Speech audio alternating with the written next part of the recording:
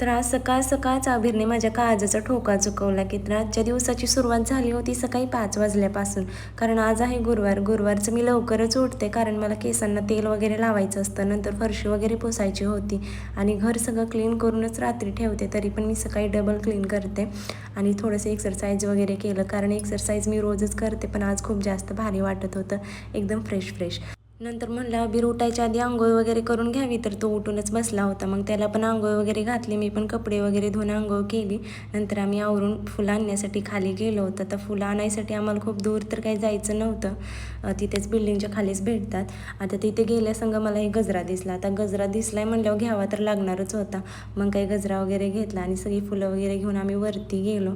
तरी पण काही अबीरचे पप्पा अजून उठले नव्हते. मग त्यांच्यासाठी जिरं पाणी ठेवलं, अबीरसाठी नाश्ता केला आणि पूजेचं ताट वगैरे तयार केलं. नंतर उंबरठा पूजन करण्यासाठी घेतला. तर सगळ्यात आधी मी उंबरठा पूजन करते, नंतर देवपूजा करते.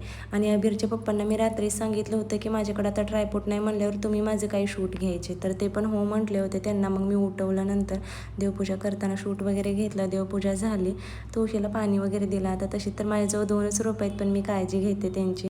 आणि आमचा उपवास असतो म्हणल्यावर मी सकाळीच भातुड्या वगैरे तळल्या होत्या आणि असा होता माझा आजचा दिवस. भेटू नेक्स्ट व्लॉगमध्ये.